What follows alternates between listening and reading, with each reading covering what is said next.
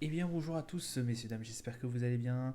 Aujourd'hui on se retrouve, on est le 31 janvier 2024, dernier jour du mois pardon, de janvier. On est pratiquement à la clôture de Wall Street, puisqu'on est grosso modo 18 minutes, 10 minutes pardon, avant la clôture.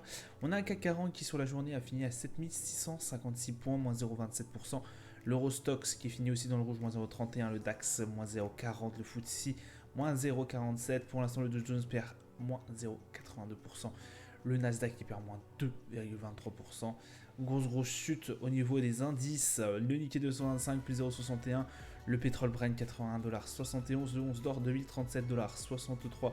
L'euro USD 1,081. Le Bitcoin 42 669 dollars. Palmarès du SRD, on a eu Seb qui a fait un plus 6,17.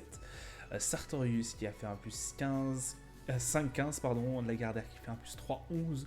Au niveau des plus fortes baisses, on a LDC qui fait un moins 3,28. Vision Group, moins 4,56. Et Coty qui finit à moins 6,70. Que s'est-il passé aujourd'hui? Écoutez, ça a été un statu quo de la Réserve fédérale, de la Fed, comme il était attendu, effectivement, par nos marchés.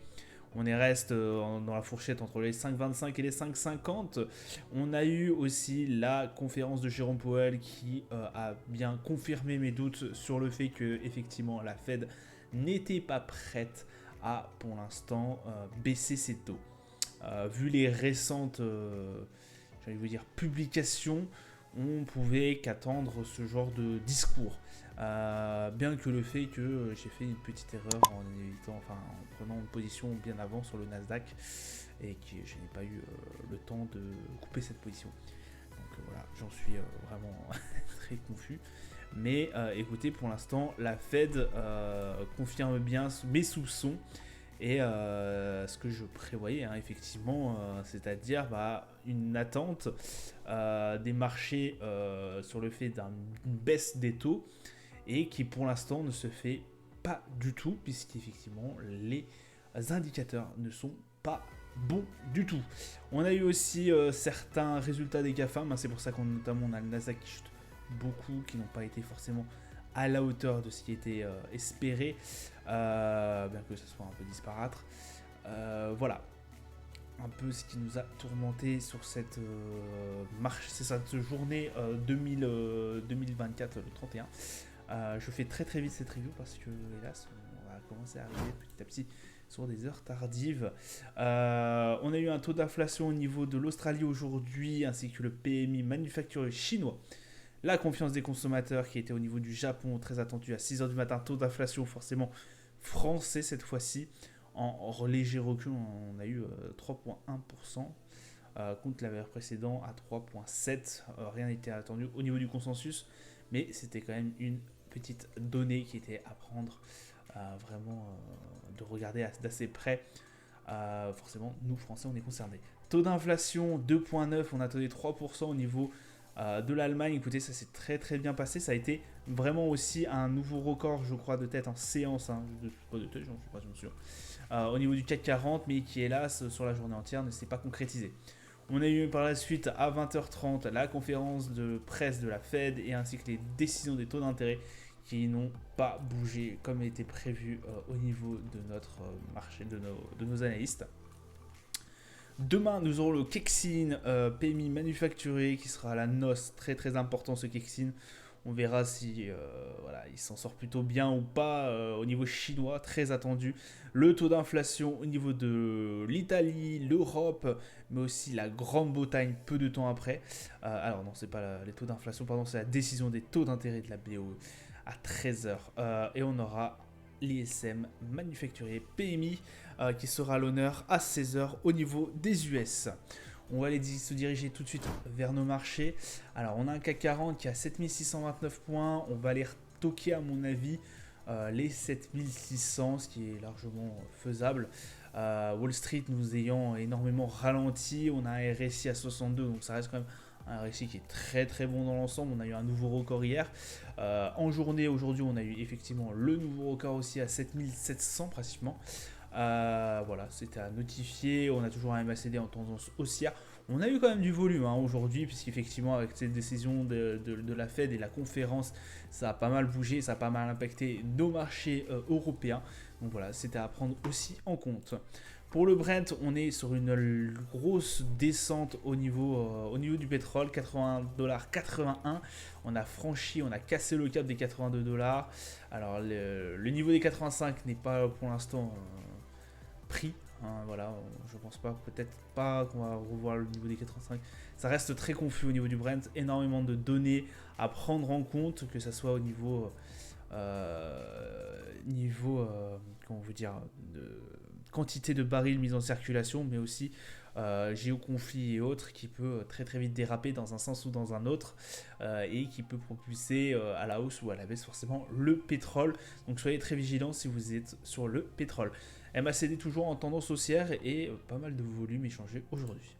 Le 11 d'or, on repasse sur une journée toute petite, mais vraiment sur un tout petit gain, 2039 $.